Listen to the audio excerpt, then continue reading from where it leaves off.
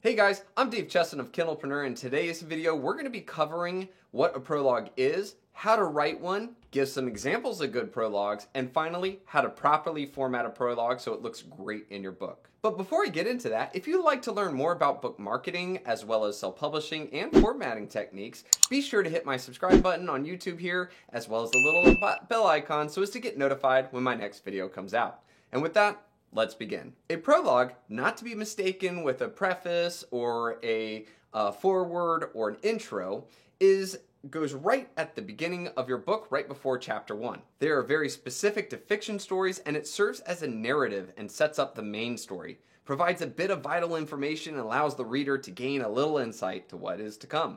The events that are written about in a prologue don't have to be the main plot of the story, but should be a part of it in some way and be mentioned at some point. A good prologue should include the following: foreshadowing, introduction of a major character, even if they are just mentioned and not written to stand out yet, vital information on a character's backstory, set the tone and feel for the rest of the story, provide information about the created world the story takes place in, and things like this. As a writer, you want the reader to be pulled in immediately because of your prologue, but not to give so much information. Just let them wanting more, and this is a great transition right into chapter 1. So with that, let's go ahead and go over some of the do's and don'ts when writing your prologue. First thing is to make sure that your book needs a prologue. Although a prologue can be a great addition to some fiction books, they are not necessary for everyone. So to determine whether or not you need to write a prologue, ask yourself these questions.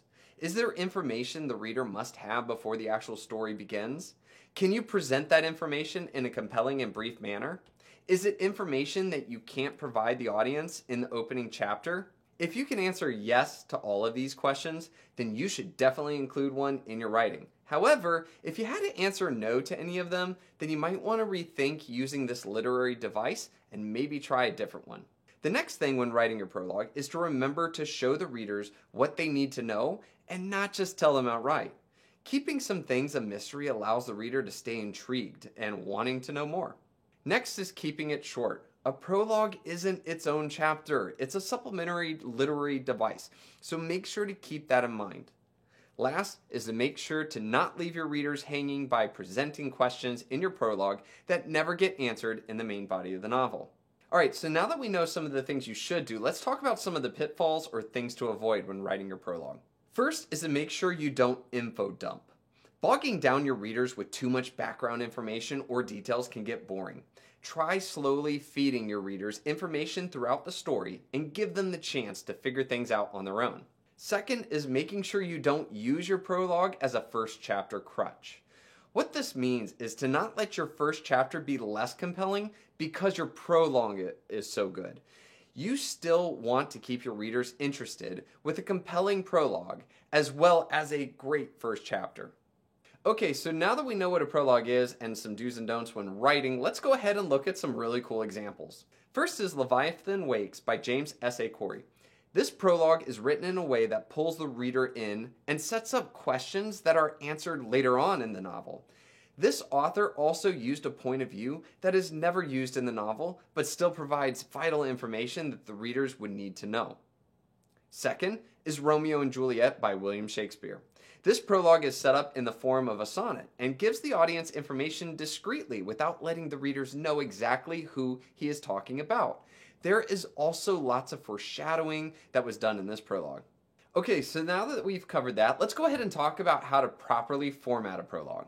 For this demonstration, I'll be using Atticus.io, a book formatting software that makes formatting extremely easy. What's great about the program is that it has pre-developed templates for all the different parts of a book, including the prologue. In this case, I can go down here and select a template for prologue. As you can see, this will automatically put the prologue in the front matter of the book and have it be right before the first chapter, which is the correct place. It also automatically has the correct formatting settings to this page so that it's going to look great. Now, generally, the design of the prologue can either completely follow the look of each of the individual chapters, like chapter 1, 2, and 3. However, in many cases, authors will try to make it a bit different than the chapters so as to reinforce that this isn't chapter 1 or a part of the main story. Those of you who use Atticus can design some elaborate and really cool chapter themes using like full bleed images and things like that. And if you do that, that's great. My recommendation though is for your prologue, instead of doing that, one way to just differentiate it but keep it clean is to make it so that it is just using the same font as your chapter titles, but is not including those full bleed images like this. Another thing that's important for Atticus users is that Atticus has an incredible feature where you can, with a click of a button, tell an ebook reader like Kindle or Nook to open up on a certain part of a book or page.